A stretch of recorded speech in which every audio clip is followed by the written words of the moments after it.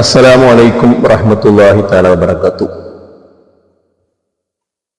സ്നേഹബഹുമാനങ്ങൾ നിറഞ്ഞ സഹോദരങ്ങളെ,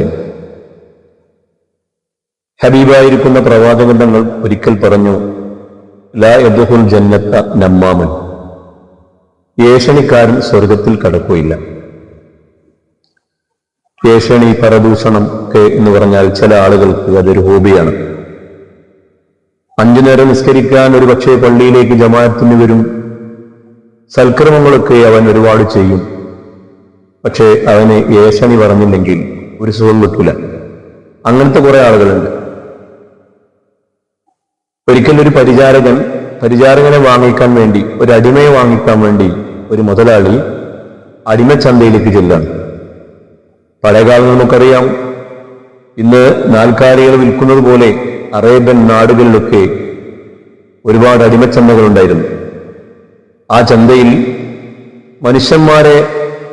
മനുഷ്യന്മാരെയായിരുന്നു വിൽപ്പന നടത്തിയിരുന്നത്. അങ്ങനെ ഒരാൾ ഒരു അടിമയെ വാങ്ങാൻ വേണ്ടി ചന്തയിലേക്ക് ചെന്നു. ഒരു ആരോഗ്യമുള്ള ഒരു ചെറുപ്പക്കാരൻ, ജോലിയൊക്കെ എടുക്കാൻ പറ്റുന്ന ഒരാൾ. ഈ മുതലാളിക്ക് അയാളെ നല്ല ഇഷ്ടപ്പെട്ടു.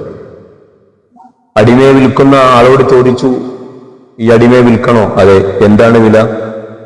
ഇന്ന വില വേണം. വിലയൊക്കെ പറഞ്ഞ് ഉറപ്പിച്ചു. വിലയെല്ലാം കൊടുത്തു. അപ്പോ ആ അടിമയെ വിൽക്കുന്ന ആള് പറഞ്ഞു, ഇവൻ ആള് എല്ലാ പണിക്കും ഉഷാറാണ്, പക്ഷേ ഒരു കുഴപ്പമുണ്ട്. അതെന്താ? വർഷത്തിൽ ഒരിക്കൽ ഒരു ഏഷണി പറയും. അത് പ്രശ്നമല്ല, വർഷത്തിൽ ഒരിക്കലല്ലേ, അത് സാരല്ല എന്ന് പറഞ്ഞ് ഈ അടിമയെ വാങ്ങി ഇയാൾ കൊണ്ടുപോയി. ദിവസങ്ങളെ കൊണ്ട് ആ വീട്ടിലെ മുതലാളിയുടെയും ഭാര്യയുടെയൊക്കെ സ്നേഹം പിടിച്ചുപറ്റി. എല്ലാവർക്കും വേണ്ടപ്പെട്ടവനായി മാറി. നേരത്തെ പറഞ്ഞ പോലെ വർഷത്തിൽ ഒരിക്കൽ കളവ് പറയുന്നു പറഞ്ഞല്ലോ. ഇവന് കളവ് പറയാനായിട്ട് ആകപ്പാടൊരു ബുദ്ധിമുട്ട്. ഒരു ദിവസം ഇവൻ ആ ഏഷണി പറയാൻ തീരുമാനിച്ചു. മുതലാളിയുടെ ഭാര്യയെ സമീപിച്ചിട്ട് പറഞ്ഞു, അല്ലയോ പ്രിയപ്പെട്ട യജമാനത്തി, ഒരു കാര്യം അറിഞ്ഞ സ്ഥിതിക്ക് ഞാൻ നിങ്ങളോട് പറയട്ടെ.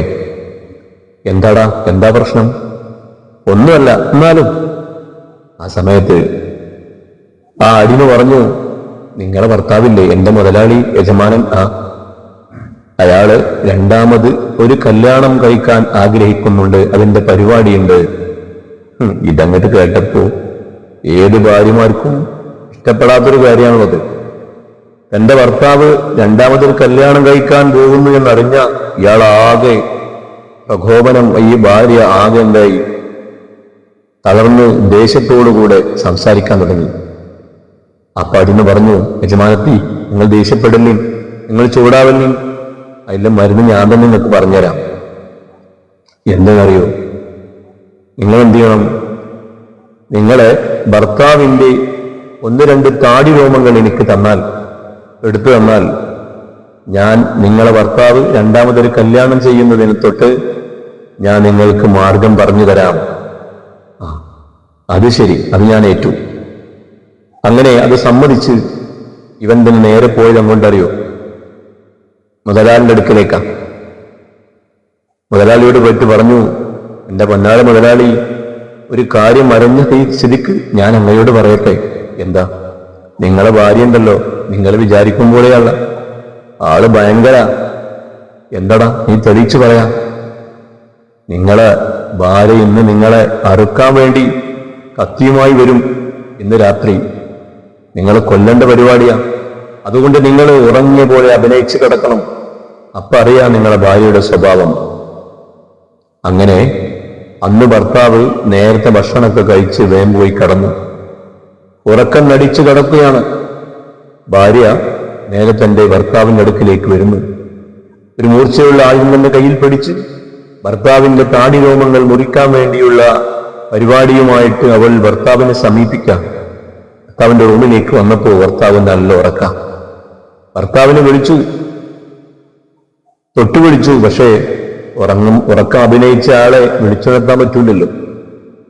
അപ്പൊ അവൾ വിചാരിച്ചു, എന്റെ ഭർത്താവ് ഉറങ്ങി എന്ന് വിചാരിച്ച് താൻ കൊണ്ടുപോയ ആ ആയുധം, വളരെ രഹസ്യമായി കൊണ്ടുപോയ ആയുധം എടുത്ത് ഭർത്താവിന്റെ താടിക്കുങ്ങോട്ട് പിടിച്ചപ്പോ ഇയാൾ കണ്ണു മീച്ചു. എടി, നീ എന്നെ കൊല്ലാൻ വന്നിരിക്കുകയാണല്ലേ. ഇതും പറഞ്ഞ് ആ കത്തി വാങ്ങി ഭാര്യയെ അയാൾ വെട്ടിക്കൊലപ്പെടുത്തി. ഭാര്യ മരണപ്പെട്ടു. ഭാര്യയെ കൊലപ്പെടുത്തിയെന്നറിഞ്ഞപ്പോൾ ഭാര്യയുടെ വീട്ടുകാർ വന്ന് ഇയാളെ കൊലപ്പെടുത്തി. പിന്നെ ഇവിടുന്ന് കുറച്ചാൾ പോയിട്ട് ഭാര്യന്റെ കുടുംബത്തിൽപ്പെട്ട ആളുകൾ കൊലപ്പെടുത്തി. അങ്ങനെ ചുരുക്കി പറയട്ടെ, ഒരുപാട് കൊലപാതകങ്ങൾ ഇതിന്റെ പിന്നിൽ നടന്നു. ഇത് എന്തുകൊണ്ടായിരുന്നു? ആ അടിമ പറഞ്ഞൊരു ഏഷണിയുടെ കാരണത്താൽ. അതുകൊണ്ടാണ് ഹബീബായ നബി തങ്ങൾ പറഞ്ഞു, ലാ യദ്ഖുൽ ജന്നത നമ്മാമൻ, ഏഷണിക്കാരൻ സ്വർഗത്തിൽ കടക്കുകയില്ല.